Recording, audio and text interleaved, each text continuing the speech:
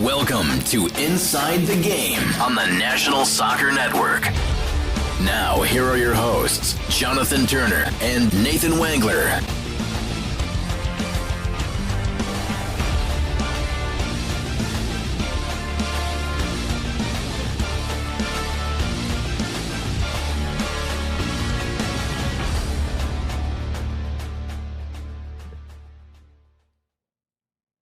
Well, good morning, and welcome back to Inside the Game here. It's Monday morning, August the 18th. Jonathan Turner alongside Nathan Wangler. He's in Grand Rapids. I'm here in Metro Detroit. And another edition of Inside the Game, episode number 139 here on this Monday morning. Also have Ryan Glinsky, our producer, here in studio today as well. Ryan, man, how are you doing? I'm doing good. The Premier League season was back this weekend, so I'm all happy. I'm smiles from ear to ear, so I'm all good. And then obviously Nathan, man, this weekend you had a chance to travel down to Fort Wayne, Indiana. Supposedly it is the home of the Slider. Is this true? Slider Capital USA. Yeah, Apparently Capital. they have a few smaller places down there. The one I went to is Powers Hamburgers. So they've been around since 1940. Just something that I like doing. You know, one of my guilty pleasures is going around the middle of Nowhereville in the Midwest League, and you're going to find a lot of that. I mean, sprinkled throughout Ohio, Michigan, Indiana, wherever it is that you end up going. You're gonna run across a lot of small little podunk hole in the town places, and it's funny because my broadcast partner he's so bougie. And it irks me sometimes because he's like, no, like people come into town here in Grand Rapids. They're like, whoa, where should we go to dinner? And it's like, oh, there's like this new fancy restaurant downtown you should go to. It's like, no, man, screw that. Go find a hole in the wall. Go to Yesterdog. All right, be a man. Okay, go have some real food. So I love hole in the wall places, man. That's my favorite part. And so. I gave it a review. The sliders were all right. Listen, if you like onions, you'll probably like them. So I gave it, a 7.5, 7.75, whatever it was, aggregate score. So I don't know if it's necessarily home of the slider. I've had better sliders in my life, but at least Powers was okay for what it was. You can only probably fit 10 people in there. So it's just essentially a big kitchen, but I liked it. Very, very cool. I do like a good slider. Obviously there's a lot of good places around Metro Detroit here. I did not know that Fort Wayne, Indiana was marked the Slider Capital of America. I guess we're going to slide into Fort Wayne and give that a go. Hey, now. So, I was unaware of Slider Capital USA in Fort Wayne, Indiana. So yesterday I had a chance. My best friend's in town from Nashville for the weekend. He'll be actually leaving tomorrow afternoon. And we went to a restaurant called Cooper's Hawk last night for dinner. It's a nicer restaurant. My wife and I are members of their wine club. Now, for full disclosure, you just mentioned the word bougie here a second ago. I am not a wine drinker, but my wife is. And what we have found is the best way to kill two birds with one stone. One is provide my wife with nice bottles of wine, but also provide our family with wines at Christmas time and their birthdays. It's a twofer, right? You get your wine and you get to give it away. So it's anyway. So last night, my wife's birthday is in a couple weeks, and actually a week from today, not a couple weeks, a week from today, and my best friend's birthday is on the 22nd, and so we went last night to dinner with him and his dad, and drank it. I didn't drink it up. I had a Coke Zero. That's my fun nowadays. And a glass of water. But we were there last night at Cooper's Hawk in Troy. Now, if anyone lives in any suburban part of the United States, for the most part, you're sitting out on the side of a street, or on a patio in a restaurant somewhere in America. You are, just cars driving by, right? And it's a pretty cool, chill, probably that type night. Maybe there might be some car noise, things like that. Anyways, last night we're sitting there at 16 Mile Road, and cops just start flying by. But they don't just fly by. They fly by, turn off their sirens, and then pull into the parking lot that we're currently at. And I'm saying we're in this restaurant, so what's going on? It's not one, it's not two, it's not three, it's not four, it's five cop cars come rolling into this parking lot. we see an ambulance drive past our building, past us, and keep going. So we're like, okay, well, that's clearly going someplace else. And then we see like another ambulance support car pull up and go into the same parking lot as us. So, okay, so clearly the ambulance was going the wrong way. Because surely, as I am saying this right now, that ambulance came back around and came in. So it had missed its spot. It had gone to the wrong place. So thank goodness whoever was hurt was not like in dire need of an ambulance, because this ambulance missed its turn. But we go to leave the restaurant, and the ambulance is blocking my best friend's dad's car. And so we can't get out. He can't get out. So we're sitting there, and there's like 17 police officers. I'm not kidding you. They're all standing around this one person who happens to have his hand like this. It was an employee who'd cut himself, it looks like. And just they're all standing around this one guy. The whole city of Troy showed up yesterday in full force at 8 o'clock on a Sunday night, man. It was, maybe they had nothing better to do. Nothing better to do. And didn't have as many on Sunday night, right? But enough tickets to hand out last night. Huh? just sitting there going, wow. But anyways, that was my fun for the weekend. Here's what we're going to do. We are going to step aside here for a quick break. When we come back, we are going to dive into Premier League weekend kicked off this weekend. So we'll talk about that. Christian Pulisic, in his first game of the new AC Milan season, he makes a good impression on the first day, right? Can't say no. We'll talk about that and a lot more here on Inside the Game. So don't go anywhere. Boost your brand with NSN's live soccer broadcast, reaching a passionate audience in real time. Engage fans during thrilling soccer matches. Maximize visibility with tailored ad packages. Add 30-second or 60-second commercials for concise, impactful messaging and greater audience connection. Call 586-304-4405 and start your campaign today. The Flint City Bucks are Michigan's top soccer franchise with 4 national championships, 9 conference titles, and 15 Great Lakes Division titles. They have produced 107 players for Major League Soccer, and they focus on attracting top talent and shaping soccer's future. Michigan Bucks Academy joins NLS Next new competition tier starting in September of 2025. This offers elevated levels of play and flexibility for high school participation. The Academy will provide premier development, high-performance training, and exposure to scouts through regional tournaments and MLS Next events. For more information on tryouts, training programs, and key updates as we prepare for our first season in MLS Next new tier, visit MichiganBucksAcademy.com.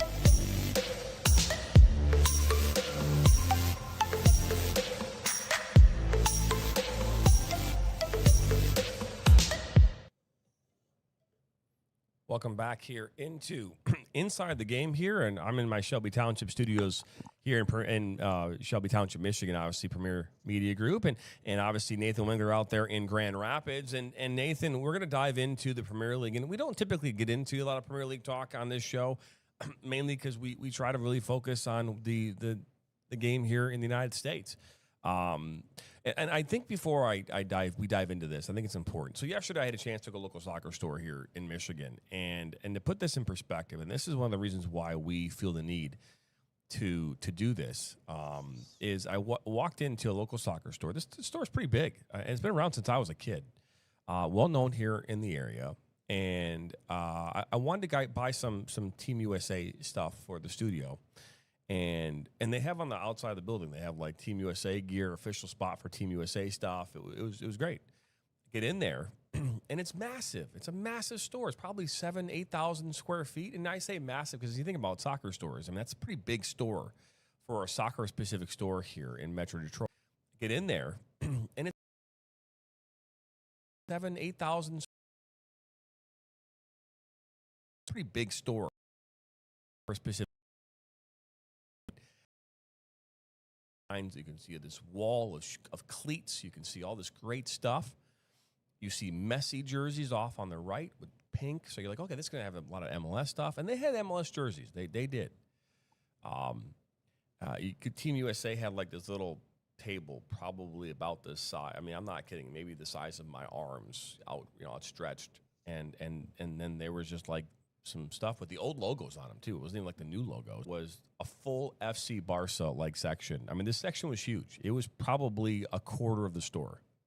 And then to the left of that was an Arsenal and Manchester United section. They were kind of like intermixed, which I know was probably some kind of a crime.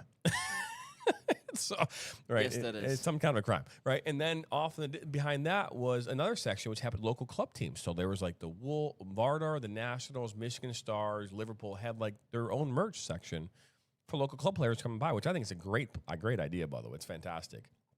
And then the rest of the store is just a mix of like Nike and Adidas type merch, where you could just get like a hoodie that doesn't have anything on it.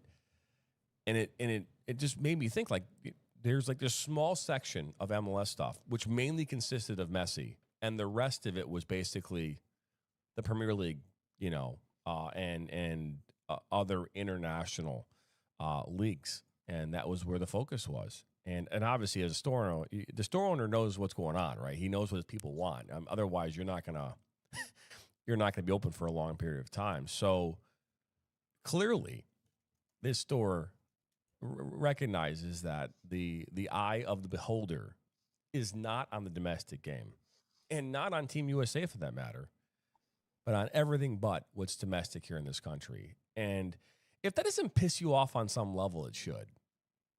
I feel like it should piss you off on some level. And maybe we don't agree on that. I know, Ryan, you have a different opinion on this, but I'm curious yours before we dive into Premier League weekend, because it's a big deal. And you hear all these watch parties, you're hearing people going, and they're sitting in a bar on a Saturday morning here locally, and they're watching games across the pond. That doesn't happen for MLS games, as far as I know. And again, I'm not, I don't live in Columbus or Chicago, so I just don't see people getting up at. Well, these games kick off at 8:00 anyways, so I guess it doesn't really matter. But I mean, I'm just curious your thoughts. Does it piss you off that we are so hyper focused on what's happening across internationally in the soccer community that just does it bother you at all? No, it doesn't. No, because it's the greatest collection of players in the game. I mean, it's much like you imagine opening day in baseball, imagining opening week kickoff, opening Sunday kickoff in the NFL, in the NBA opening weekend. I mean, it's the same exact thing, and people from all over the world are watching that. Despite the fact that it's in America, it doesn't mean that obviously they don't support what their team is doing domestically. But I mean, this is an exciting time of the year for soccer fans. Obviously, they're going to be bought in. They're going to be excited because they want to watch the greatest collection of players on earth, and an increasing number of those players are Americans. And I know you mentioned that we don't do a lot of whole Premier League talk, but I feel like there is room to do that simply because there were a lot of U.S. men's national team players involved. Yes, you have Pulisic, who scored his goal for AC Milan, and my point here is that I had a substitute teacher once upon a time, Mr. Meisner. I'll never forget him. He always said the same thing. He goes, sometimes a push can be a shove. And if the amount of crap that Christian Pulisic has had to go through and the amount of criticism he's gotten, and mind you, some of it from our show, and rightfully so, if that's a shove for him in the right direction, and now he's really going to start putting on, at still the ripe age of 26 years old, getting his first goal in that first game for AC Milan, well, then good. I mean, that's where we want him to be. If he's pissed off and he's going to go show it on the field, that's perfect. Chris Richards looked really good, and obviously in a scoreless draw against Chelsea.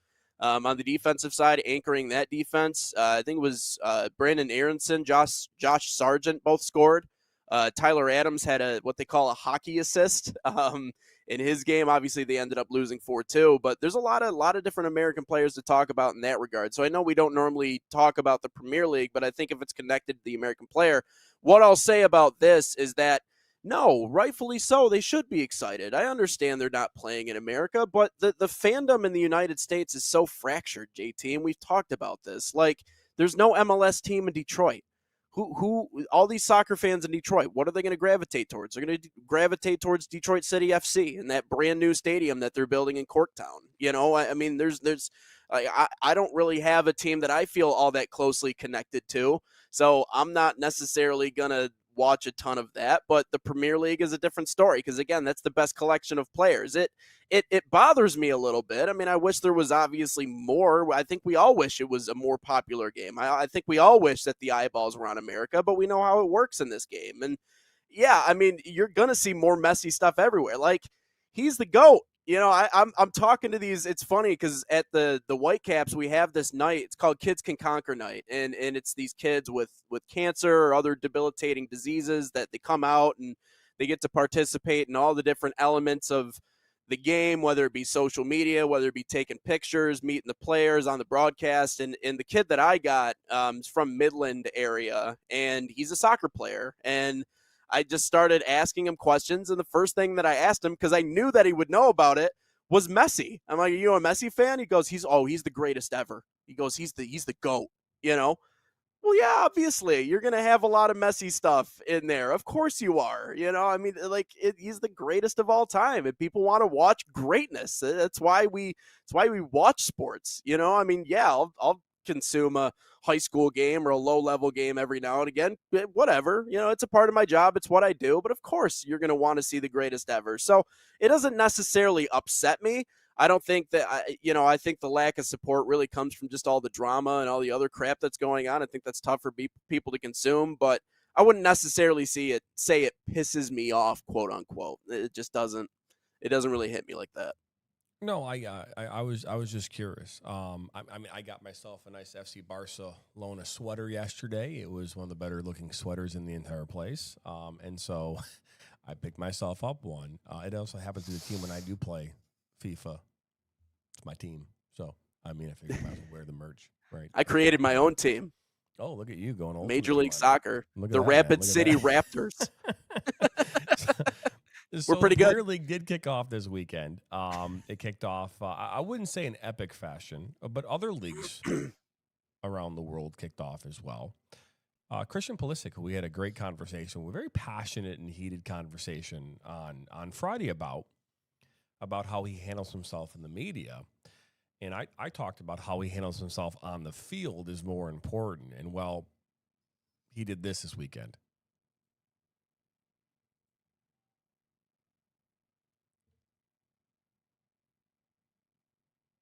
Right in the back of the net. So talk about opening up your season with a bang.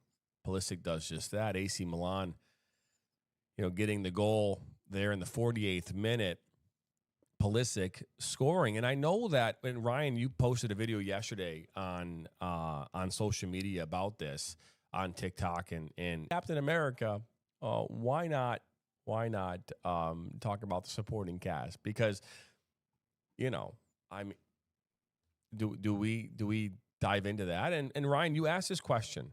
We'll bring you in here as well. You asked this question about, why can't he, or I will actually have you ask the question or talk about the question you asked. But, what is the issue here? I guess is my question. Or is there an issue with him getting the first goal, and how does that correlate to what we talked about on Friday?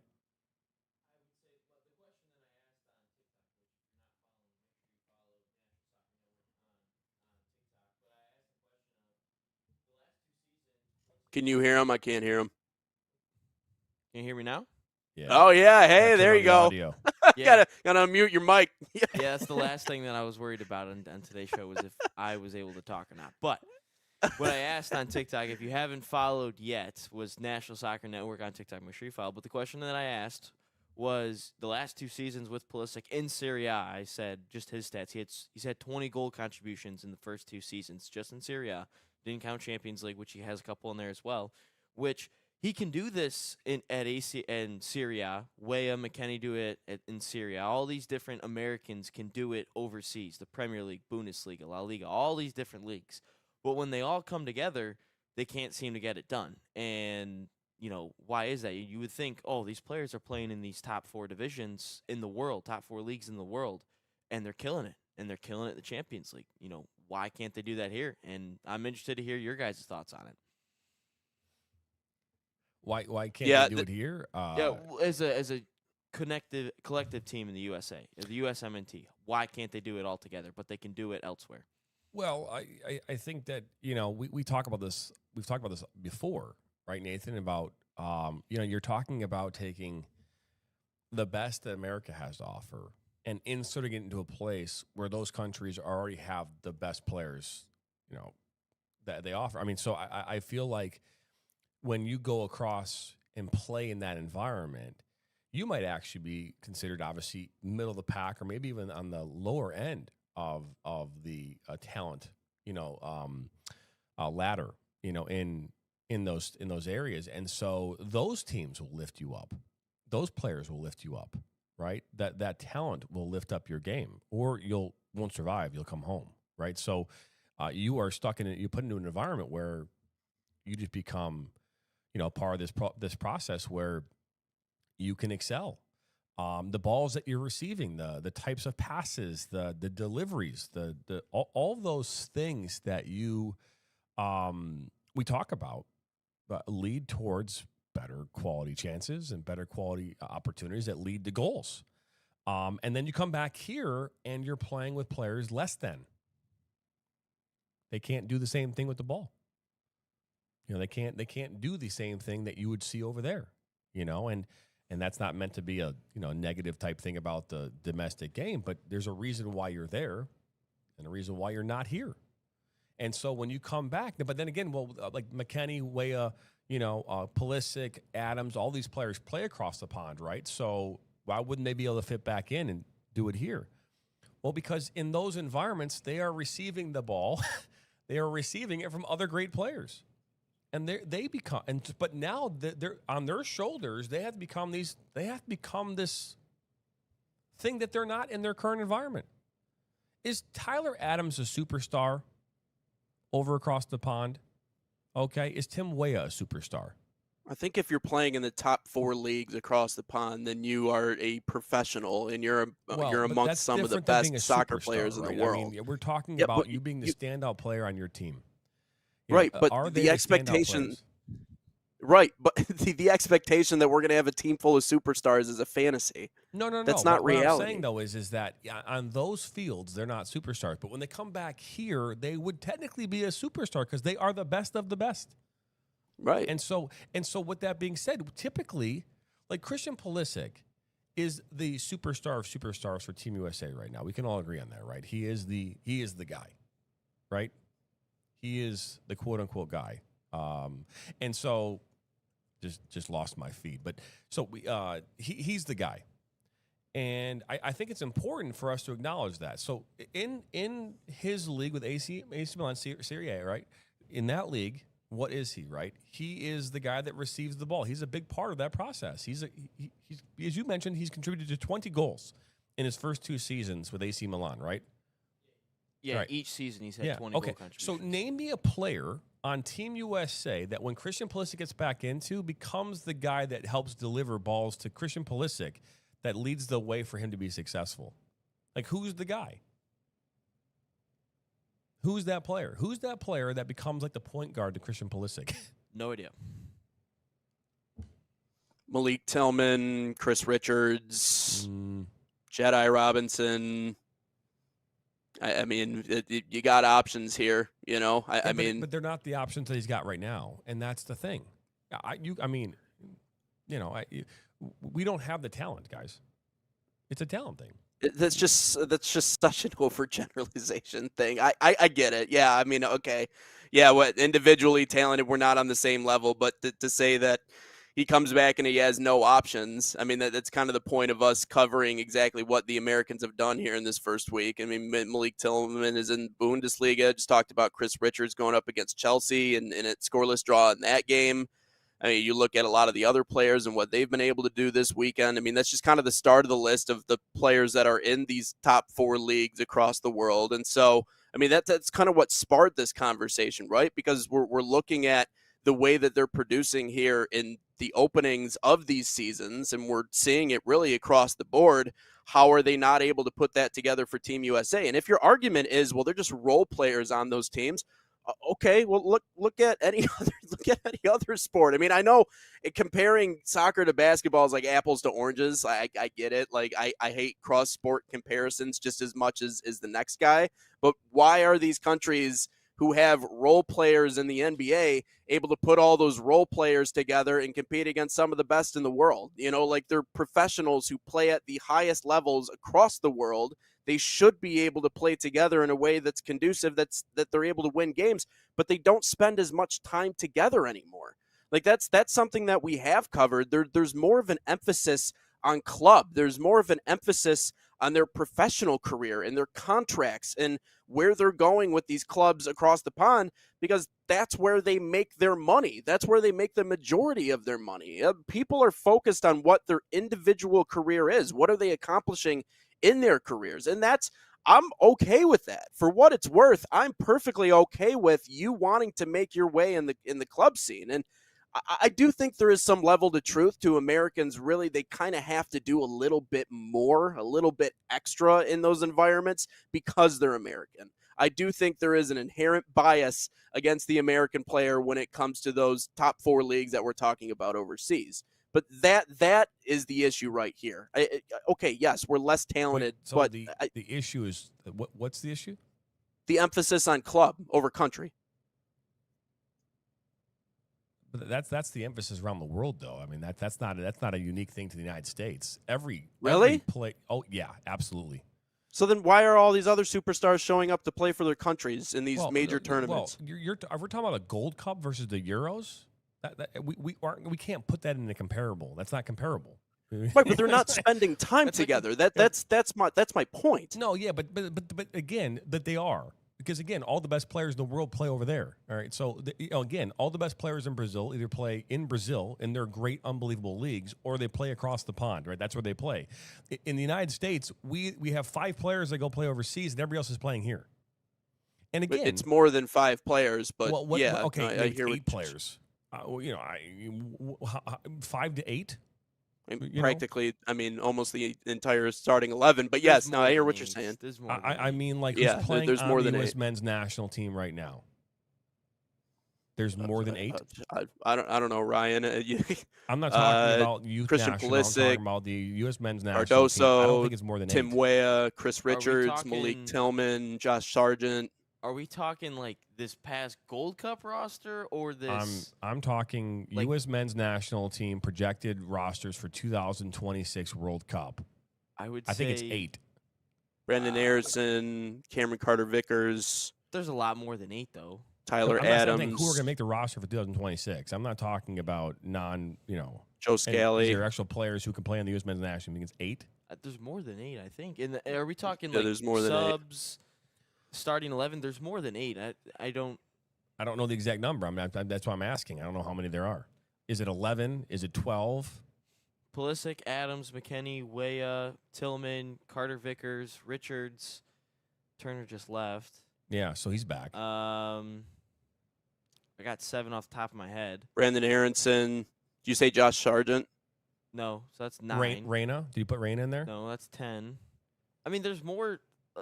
I think there's probably 13-ish, maybe 13. That'd be my guess. But I don't see. I mean, if they're playing overseas, they're gonna get the better training, better competition. Hopefully, they can bring that back to us and implement that. I mean, we have Pochettino. Yunus Musa too, by the way. Forgot about that. Yeah, that's another. He came on yesterday for Pulisic in that game. Yeah, so I saw that. I had to mention Musa. But there's. I mean, we're hoping that. We have Pochettino too. That's my other point. Where he's coached in the Premier League. He's coached in a Champions League final. He's been everywhere. Like the resources of us playing overseas and coaching overseas, we have it. It's just whether or not that it all comes together. And to Nate's point of having all these in basketball, these other nations are able to put these role players all together. Like you look at Canada, they have Shea, he's their MVP, but other than that, it's a bunch of role guys. And you look at Serbia, outside of Jokic, MVP, but they have a bunch of role guys. And if we're treating Pulisic as our MVP and we have a whole bunch of role guys, we should be able to somehow, mesh it all together. Like, we should not be getting eliminated out of Copa America in the group stage. We just shouldn't. and we should be getting out of the group in the World Cup. We should be fighting in that round of 16 games to push for our quarterfinals. It's just whether or not we put it together, and based off what's been happening. And there's a national identity here. 16. I think it'd be around a 32, isn't it? I Who think with knows? the new. Well, anyways, we're getting 16 caught up on those points. But there's a national identity when it comes to those countries. That's the point when it comes to those sports. Like, it means more to them to win internationally than it does to win in the NBA. Like, look at the way Jokic responds when he wins an NBA championship. He's like, when can I go home Good point. and tend to my horses? That's the most important thing to me. I came, I did my job, I made my money, let me go home. But then you watch the Court of Gold documentary, and the guy's the happiest you've ever seen him in his life when they end up winning a bronze medal. Like, that's what binds those people in those cultures. Winning internationally means more than anything else. We don't have that right now. There might have been an identity like that in the 2010s, in the early 2000s, when they were making nearly making runs to World Cup semifinals. I don't think that exists. I think that's the big overarching problem with where we are right now. I think that is the part that we're missing. I think our players are better trained. I think they have better coaching. I think everything else along those lines. Yes, it is more than 8. It's more than 10. Your entire starting 11 is probably filled with players who are playing in those top 4 leagues across the world. Yes, you could say it's talent, but in terms of where we came from, the talent is better than it's ever been. And this is a country that, like I said, the OGs, they have their signature wins. You know, Pulisic can say all he wants. Well, they've never done anything either. Well, we they get locked have. on this signature win thing. It somehow it matters. It's somehow these signature wins matter. I don't. We get so locked into this. I don't understand why we're so enthralled. No, it proves that it's possible. Wins. That's the point. Huh? It proves that it's possible. It proves what that's possible. That we've beaten a Germany or England. It's possible of what? That we can beat them. Oh, okay. On any given day, anyone could be beaten. I don't. Signature wins can come in a lot of different ways and shapes and sizes, but we get locked in this whole like signature win thing. Like somehow it matters. At the end of the day, the only thing that matters is that someone's holding a trophy and it's not us. It's like it matters. Just like at the end of the season. Oh, great. You know, I mean, how many times? Again, we can. I don't want to compare other sports, and we are going to have to move on here in a second. But we to think that for some reason that the reason we're not successful has to do with identity. While that might be a small piece of it, we are not good enough. We are not good enough. Like, what does that mean, though? For someone that's been playing soccer my entire life, I can tell you that we are 60 years pulling away out the from winning a World Cup. qualifications card. What does it mean? You're telling me that when you walked into a football field, you're telling me that when you watch players warming up in a baseball game, you can't tell me that you see a difference between what good and bad and good and great is. You can't tell me that. I'm telling you we are not good enough. There is not a single player on our roster that would start on another international team in the top 10 in this world. Name me one team that Christian Pulisic starts on that's won a World Cup in the last 6 cycles. He wouldn't start on any one of them. Name one. Well, I don't get the point of having the conversation then if we're just going to say we're not talented enough. That just sounds like an over. Well, okay, when we're asking the question, why can't it be done here? It's because we're not good enough. We are better than we've ever been. There is no doubt to that. We are better than we've ever been. It's still not good enough. Still not good enough. We are the Alabama to the Detroit Lions. We talk about this. Alabama, back in the day, at their best, peak that on how they how that is like they draw. If they draw like a group of death, they draw a Portugal and an England and a Spain. You know, I mean, they're not going to get out of that thing. You know, and so again, I don't want to. I'm not saying that you're wrong, Nathan. I'm not saying that you're wrong at all. Do we have identity issues? Absolutely we do. We're hiring international coaches. We're not even hiring domestic coaches. Right? That in itself is an identity issue. We've talked about that before. Pochettino could be the greatest coach of all time, but do I think he's going to lead us to the promised land? No, I do not. And it has nothing to do with his talents. He's not from here. He doesn't know how this system works. He's thrown into a mixing bowl of chaos, and it's a recipe for disaster. And until we can figure out how to solve that, it doesn't matter what coach you put in there, it's going to be a mess. And so I think that's a problem and problematic.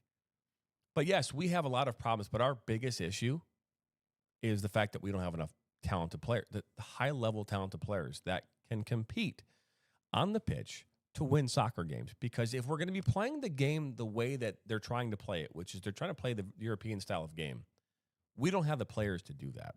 That's a completely different conversation then. Then it's about the way they're playing the game. It doesn't have to do with necessarily the talent. That's one component of it. And how, again, different. Again, this isn't always about the best player. It's about the right player. And depending upon the system that you're playing, that matters. Right. And so that's there are a a lot of completely players out different there issue. that don't have the talent, but in a certain system would work very well. We have a ton of players in this country that could absolutely play at a high level if we decide to go back to the old style of playing soccer. Direct ball, quick, physical. Counter. Absolutely. But we're not going back that way. We're not anytime soon.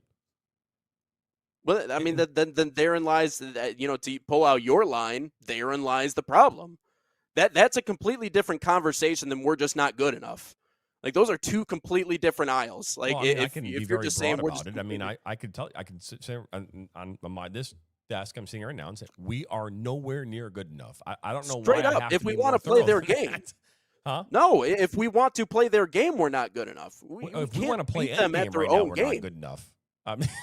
We're not good enough, Nate. I mean, we're not good enough. I guess what am I missing here? Well, then what's the point of having the conversation? I mean, that's what I'm trying to bring up here. What is the point if of having we're just not this good enough, conversation or just then why conversation? talk about it? Yeah, then why talk about it? If we're just not good enough, we're not good enough. Then okay, whatever. Then we don't have to worry about having the conversation about the U.S. men's national team or even the World Cup for that matter. We're just not good enough. But I think that's a very overgeneralization of why can't this team produce? I think the issue runs deeper than that. Again, if we want to talk about Pochettino's way of coaching or the way we play the game or maybe our obsession with trying to mirror everything that they're doing over there, that's a different conversation. And you and I have talked about this before. If we're trying to do everything by the book that we see, I don't know, you name the country, we're trying to play possession, we're trying to move the ball this, that, or the other way. That's a different conversation than on an individual talent perspective, we're just not good enough. Because again, if you're putting players in those leagues, it shows that on an individual basis, you're starting to get there. And I think on an individual talent basis, we're better than Canada. I think we're better than Mexico. I think we're better than any of the other CONCACAF don't nations. Consider those signature wins, right? Even by your own point, we don't consider being in Canada a signature win. We're talking about, right, we're talking about you're being, inside the top we're talking about 20. CONCACAF, we should be the best team in CONCACAF. There should be no question about that. We should be the best, but we're not. We're not the best team in CONCACAF right now. Mexico's number one. I think Canada's too. Right. Well, our best we're third players right now. Are opting out. They weren't there. Huh? We don't, and we're not gelling. We're not firing on all cylinders. Obviously, we saw that in the Gold Cup. We were playing with a bare bones roster. Yeah. So I think the conversation of the way that Pochettino coaches, that's a completely different conversation of we have maybe an identity crisis on the team. I think that absolutely has something to do with it. Absolutely has something to do with it. I mean, why else would they be making World Cup runs in the early 2000s when we were what? I mean, not even comparable to where we are now. Who's making World Cup Cup runs? Landon Donovan was on the best U.S. men's national team when in 2002. We were what? Lost to Germany 1-0. Could have gone to or 2-0, whatever it was. Could have gone to the World Cup semifinals. I mean, we were one of the top 10 teams in the world that year. 2002. It was a great run. It was a great team. But again, Landon Donovan and Clint Dempsey were on the same team. Tim Howard. We had some really good players. So we were really good players. And I'm not saying we don't have great players now. What I'm saying, and I continue to say this, is the identity. Take that away. Take the philosophies. Those are all part of the process. But at the end of the day, we just don't have the talent that we need to compete at that level consistently to win soccer games. And me saying we're not good enough is just an overgeneralization of what is actually factually true. We're just not good enough. And I can go down the list and saying why Christian Pulisic isn't good enough. I can go down the list and start picking out attributes, but I mean, that would take up about 9 years of our time. We don't have that much time to talk about this. The generalization is can the U.S. men's national team compete in 2026 with the roster of players that we have? And right now, based on the body of work that this team has put together over the last 2 years, absolutely not. Absolutely not. Now, do I hope that they fare better? We've talked about this. Yes, I would like nothing more for them to all come together. But will that happen? And to go back to Ryan's question, why aren't they doing it? Because when they're playing against other opponents who are better than them, they don't have the ability to get it done. I mean, they're playing against superior opponents who know how to defend them, who know how to press them and know when not to press them. They give them the space. I mean, that's what they know how to do. And so, therefore, we don't fare well. That's why. Again, you can talk about the love of our nation or the love of playing for your country. I wish that I can't speak to what they have in their hearts. I have no idea. I would imagine most of these players love playing for their country. But then again, they also love playing for their team across the pond. I mean, probably a combination of those things. But I can't answer that question. But I can say that we're not good enough. And I'll continue to say that until we are good enough. Cool. Period. End of story. I guess that's the end of the end of discussion. So we'll take a break. Yeah. Yeah. Boost your brand with NSN's live soccer broadcast, reaching a passionate audience in real time. Engage fans during thrilling soccer matches. Maximize visibility with tailored ad packages. Add 30-second or 60-second commercials for concise, impactful messaging and greater audience connection. Call 586-304-4405 and start your campaign today. The Flint City Bucks are Michigan's top soccer franchise with 4 national championships, 9 conference titles, and 15 Great Lakes Division titles. They have produced 107 players for Major League Soccer, and they focus on attracting top talent and shaping soccer's future. Michigan Bucks Academy joins MLS Next new competition tier starting in September of 2025. This offers elevated levels of play and flexibility for high school participation. The Academy will provide premier development, high-performance training, and exposure to scouts through regional tournaments and MLS Next events. For more information on tryouts, training programs, and key updates as we prepare for our first season in MLS Next new tier, visit MichiganBucksAcademy.com.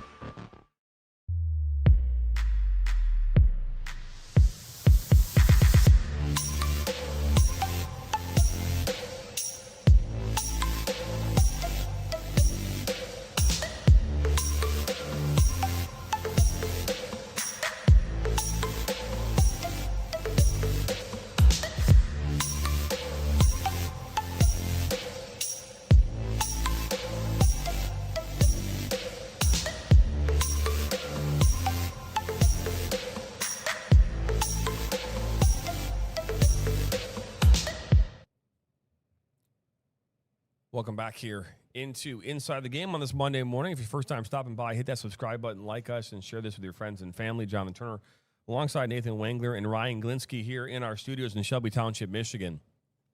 Just talked about the U.S. men's national team once again here just a few minutes ago. You know, as much as we're talking about U.S. men's national team, the college season is getting underway. And one of the biggest things and the biggest challenges that faces, you know, the college world has been the introduction of NIL, which in a lot of ways is solving problems, but it's creating a lot more problems. And also with the transfer portal. And the transfer portal, when it was created in a way in which it would give players the option to leave an environment which they were not happy with. I think it's done a lot more than that.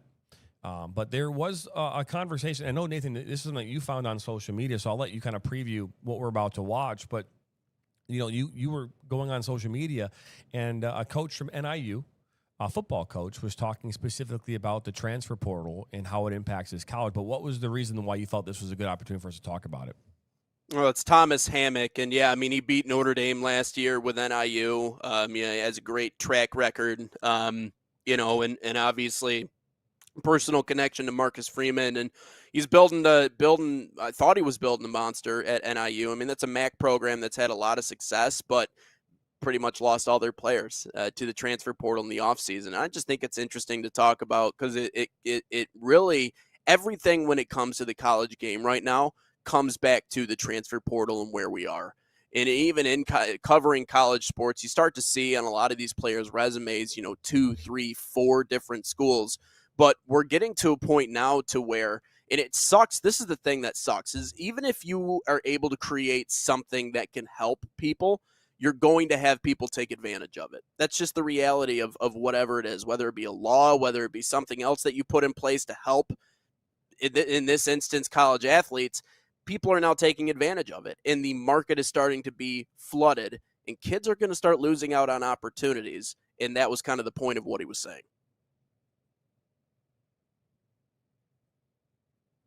I told our team the other day, we lost all these guys. Let's see who plays.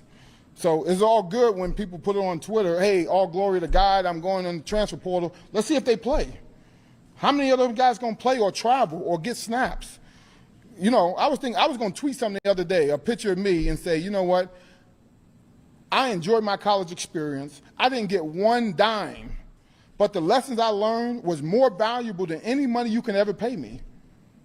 And I appreciate that because that is long term. People are losing the fact that this is short term. I coached in the National Football League for 5 years. 5 years, right? Don't lose focus of work the long term. Get your degree, learn valuable lessons that's going to help you in the long term of your life. That's the whole purpose. This is a transition from being a kid to a grown-up. And I hope people don't lose focus of that. Everybody's talking about everything else besides what is the most important thing for going to college. Because if you're going to college to go get a couple dollars, you might as well go get a job. This is too hard to go get a couple dollars. Learn the lessons that you need to learn to be successful in life for the next 40 to 50 years of your life. I would do it again for free, because of the things I learned. That's why I'm standing here today, because of what I learned in college, not because of how much somebody gave me. That's what I would tell people. And parents, they need to learn that lesson too. Stop trying to live through your kids. Go teach your kids what are the things they need to learn to be successful. That's what I'm telling my kids. I don't care about no NIL, no revenue share. I can care less. You need to learn things in college to get you prepared for life, to be a father, a husband, to work, everything else. Those are the most important things. That's what people are missing, in my opinion. Just my opinion. Yeah, I mean, so the money is one thing, and he says a couple of dollars, which I find ironic. It's more than a couple of dollars, and for a lot of these kids, it's actually far more than a couple of dollars. We've seen that in a lot of different instances, and the whole intention of setting this up, and I said this once upon a time, and I still stand by it to this day. Student athletes, college student athletes in a lot of those situations deserve to make some level of income, because the amount of time commitment, sacrificing your body, it is a full-time job. And especially in a lot of the high earning sports in the United States, the amount of money that you're generating for someone else for the longest time. I mean, just how much money that they were making off of these TV contracts and, merch and everything else along those lines. They deserve a cut of that check. They deserved a piece of the pie for the longest time. And I've always said that because these universities are not shameful about pulling them out of bad situations and saying, let us use your athletic gifts to make money and to put our college on the map. But also, once you're done, here's your speed walking degree. Go back to whatever terrible neighborhood you're from and have fun, right? Because as we know, and we talked about this, JT, just simply getting a degree does not guarantee you a life that's going to set you up in the long run. But we've gone so far to the opposite side. It's not just about compensating athletes and giving them a good quality education and setting them up. It's not about creating a plan that's going to move them forward. It's about in a lot of ways, it reflects where our economy is right now. You have the percentage of athletes up here, like the 1% that are making millions and millions and millions and millions of dollars. And then you have players down here who are making nothing, right? So this wasn't set up as equality or we're going to help push players forward or put them in better situations. It was, the highest bidder. And just throwing money at kids and not necessarily setting them up with anything. And it's also created the situation where the grass is always greener on the other side. And so you can dangle money in front of an 18-year-old's face and his parents' face, who are probably coming from an area of the country that's not great, and essentially pull them around in different directions. It's created this level of mass confusion. The other thing that I'll say is that kids are going to start losing opportunities. Kids are going to start losing playing time, especially the lower level athletes are going to start losing out on time and the ability to play their sports as well. The system in which we've created has built a monster, and it's not meant to set student athletes up for success after school. It's just get your money, get out. It is. And so, he says he likes the challenge. I don't know. I don't necessarily know how much I believe that, but I think it's a challenge that coaches have to be willing to live up to now. And that's why we see some of the OGs stepping away. It's crazy. It's not something that was necessarily set up to be fair or help student athletes. It was initially, but we've gone so far to the opposite end that it's kind of working against itself now. Yeah, no, I don't think I I disagree with anything that you said there. We've talked about the transfer portal in the past. We've talked about the NIL stuff. I think that there's something came up yesterday, and this is obviously completely off topic, but it's like there's something to be said about like a rite of passage, right? The player before you worked hard to get to where, or your child or your parents or did something before you, and now you get to do that, or maybe learn from them, or do this or do that, right? And like this rite of passage. As a kid, we were talking yesterday with my kids about walking to and from school. I would walk, sometimes a mile to school, and I can't get them to walk 400 feet to the bus stop. I have to take them in the car. It's like, what about the rite of passage, right? It's like, where's this rite of passage, right? Where is this like, hey, I wanna work at this and do this so that I can get that, right? The NFL used to be that, right? Professional sports used to be, where you would work your tail off in high school to get a opportunity to play in college, to get an offer, right? Go accept that offer, commit, and then go play college. And then after playing college, if you were good enough, you'd be offered to go into the draft or be a free agent, right? And go try out. And then you made the NFL, you made the NBA. Now, to be fair, you could leave college and already be set for life. What's the need to go play in the NFL? To be fair, I don't think we've even talked enough about that. Of all the sports, the one that's going to be the most impacted by this long term, with the deals that we saw with the University of Michigan and this quarterback, right? What we see with him, what's going to be the need for him to go play in the NFL if he got $10 million in the bank? What's going to be the need? Far more than $10 million. You know what I mean? Well, yes. It's like 12. But yes, while I don't disagree with you on that, but $10 million is a lot of money. And if you get hurt during that career, during that college career, you take a couple concussions, do you walk away from it? Right. You have that kind of money. I think that's already the point. In the bank? I think that's the point he's trying to make. Is like that money isn't forever. Yeah, I mean it's now, and you can retire on $10 million. But are people savvy enough financially to be able to actually put that in places to where it's going to support them for the rest of their life? I don't know. And especially when you just give it to an 18-year-old, there are problems that are happening here. That's why we haven't created an equality system. And I put this on the NCAA for not setting it up the right way. This is not a system that's meant to promote and foster development in what they're going to do beyond, and factoring in, again, the players outside of that percentage. You talked about getting injured. I mean, that's a big part of it. It wasn't set up like that. The NCAA did not set up a system that fosters an environment like that. We set up he's going to go to the highest bidder. whoever the highest bidder is gets the player. Congratulations, here you go. It's not about, again, pushing them in the right direction. It's about who has the most money and who can offer you the most. Yeah, That's the Wild West that we've created. And now teams in the Big Ten and the SEC, they can literally just go in and just handpick players. Set good player at Central Michigan, 1 year, boom, he's gone. You know he's going to be gone. And so there's a lot of programs that are in a lot of trouble because of this. Well, I mean, and again, I agree with you on that. And while we can talk all day long about, the fact that, these are 18-year-olds, what this specific coach was talking about is about the fact that you want to get that degree, but we're focusing so much on the things that are going to happen later on, and we want those things right now. And that's a society we live in. That's a culture we live in. We want everything. I want something new tomorrow. I don't want to stick around. I want my new cell phone. I want my new computer. I want my new team. I want more money, right? We're always about what I want right now. I want instant gratification. That is what it's all about. Yeah. And I do believe that with what we're seeing in the transfer portal and what we're seeing with NIL, we will actually start to see a change in how long careers are, which we're already seeing in the NFL. We're only seeing players come in for 3 or 4 years now, and they're retiring.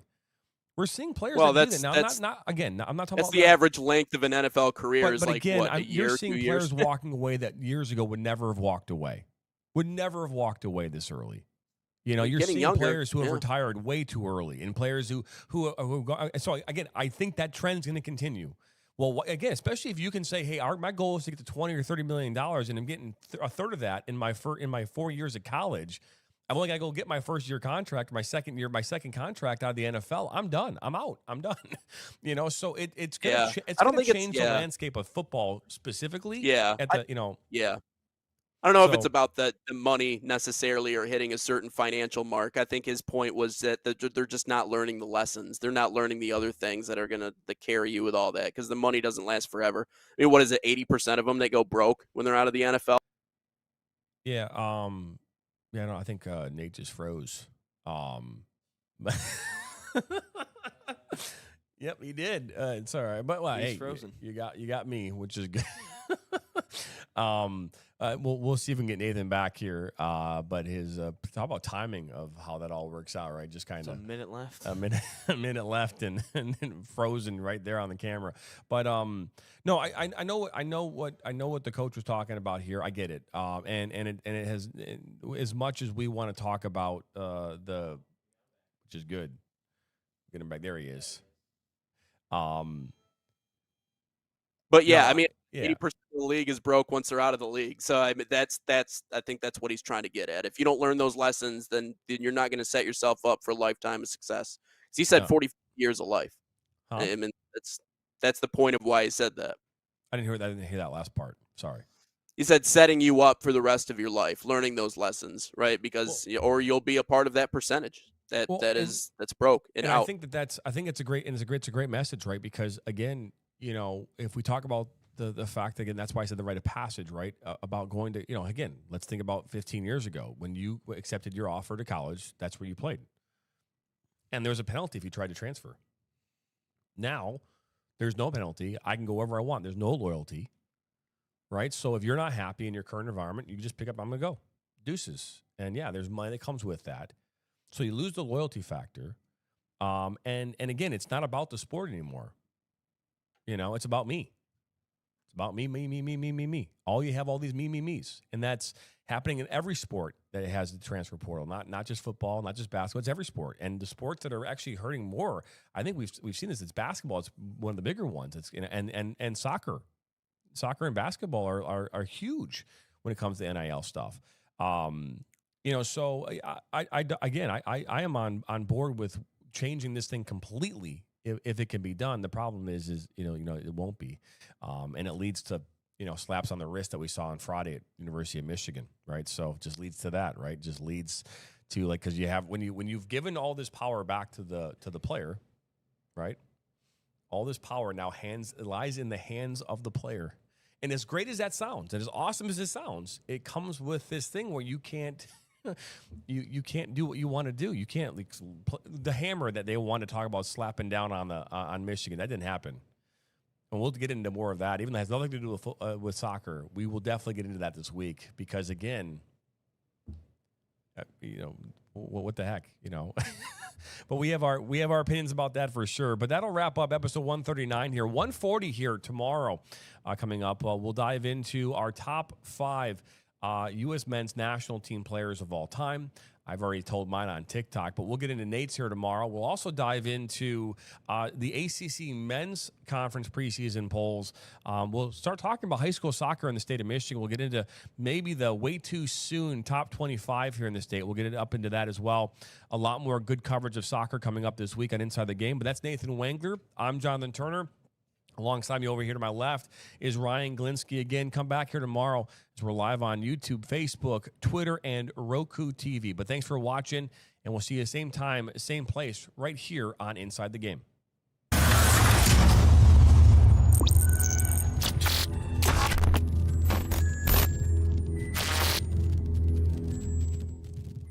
From the biggest matches to the hottest takes, Jonathan Turner and Nathan Wengler bring you the stories, the analysis, and the edge you won't get anywhere else.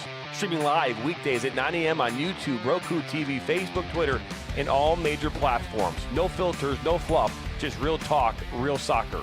This is Inside the Game.